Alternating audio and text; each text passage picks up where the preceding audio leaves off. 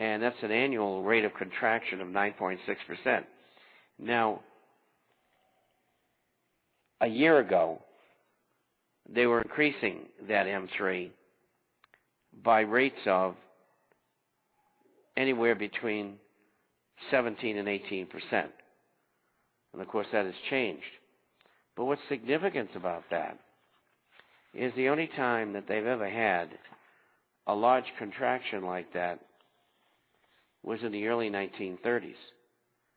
And of course, that's what, in part, brought on the Great Depression and kept it the way it was. And by the time they reversed the reduction of M3, it was too late. And they knew what they were doing, believe me. And so this Keynesianism, as it's called, at least in M3 for the time being, is at an end. But it could be that they were doing that because they're creating so much money and credit in other areas. And that would be through their swaps. We don't know what they're doing with them. They won't tell us. They did them up until a couple of months ago for about a year and a quarter. And they used $583 billion. And what they do is they lend money, in this case, in the last case, to 5 major nations which are in the USDX. Actually, there's 6 of them, but one of them didn't participate.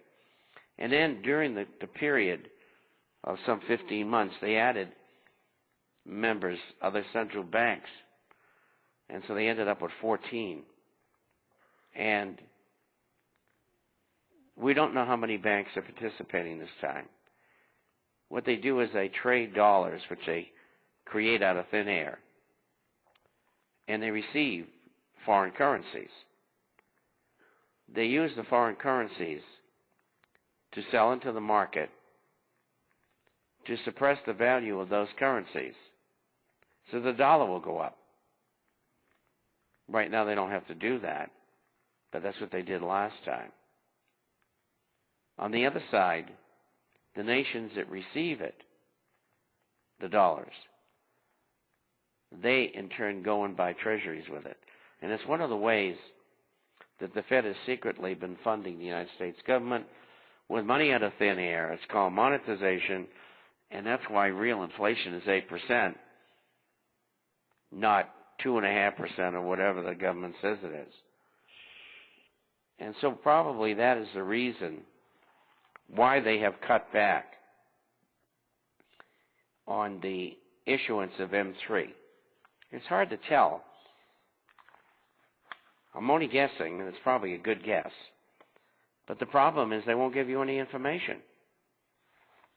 I mean, even when dragged to the federal court, they said people have no need to know, and we're not going to tell you. It's a state secret.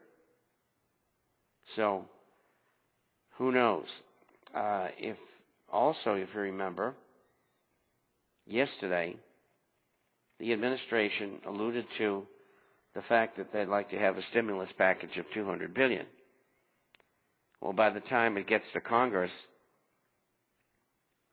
probably in the next month, it'll probably be $500 billion. And we predicted that in the International Forecaster. And we also predicted the fact that the Fed would wantonly create money. And they're doing it.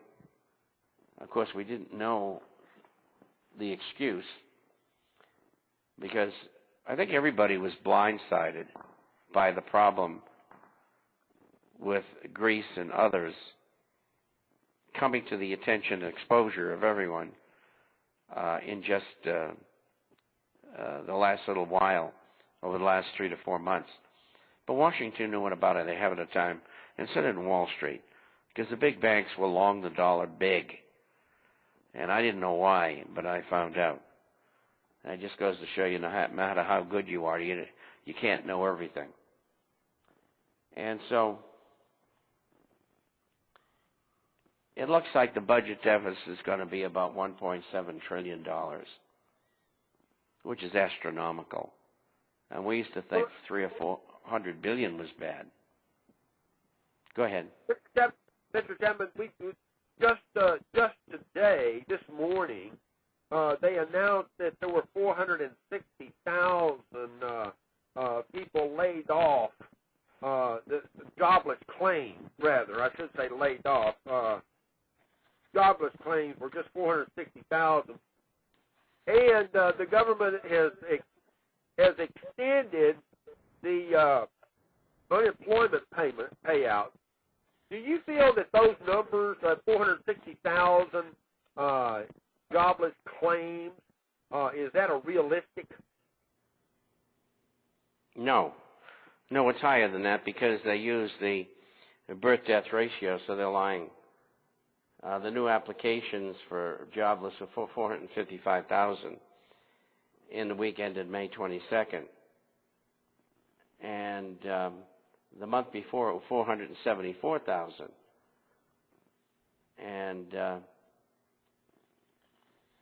the initial claims peaked in March at 650,000. Well, that's not good. It's not dreadful. It's better than it was. But we haven't turned any corner, even with all their lies. You know, on top of that, the GDP figures just came out, and it said that the economy expanded 3%. And last month, this is for the first quarter, and last month they said it was 3.2%, and they still don't have a final figure. And I got news for you. Out of 3%, 1.7% is from stimulus, and the rest of it's real. And they don't talk about that in all of the communiques that have been sent out. They said that business spending on software and equipment increased 12.7%. I hardly believe that. And the state and local governments spending contracted. Now, that's because of the states by 3.9%. I can believe that. In fact, it's probably higher than that. The states are in serious trouble. So the problem hasn't gone away. There's no recovery. They're just minuscule. The commercial paper market is still a mess. That's what the business people use to finance short-term production, 3 months, 6 months. They go to the commercial paper market and they put up collateral and they borrow money. And it's really the lifeblood of business. And it's dropped from about $3 trillion 2.5 years ago to $1.073 trillion. And this last week it fell 2.6 billion. And it continues to fall. And that's in spite of the fact that the government continues to pour money into the economy.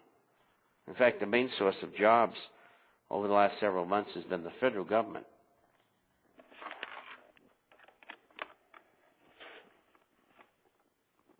You there? Incidentally, if you noticed, another aluminous firm, Goldman Sachs, is willing to settle with the SEC on the charges against them.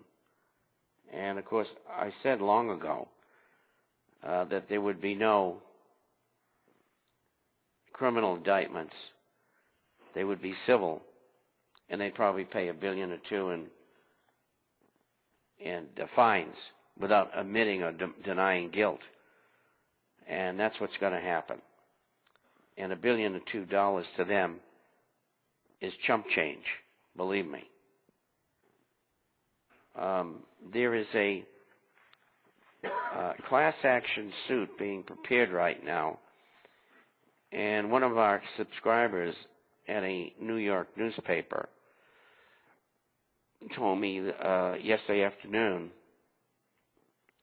that the suit is about 2 weeks away from being filed. And it's being filed against J.P. Morgan Chase and the United States government. And it has status, and it'll be a federal case. And I don't see any way they can get around this. And the days of Morgan rigging the silver market or the gold market or anything like that, I think are over. And this has been common knowledge, this news that they've been doing this, and has been witnessed by Andrew Maguire, who they tried to kill right after he exposed the information. And they were unsuccessful.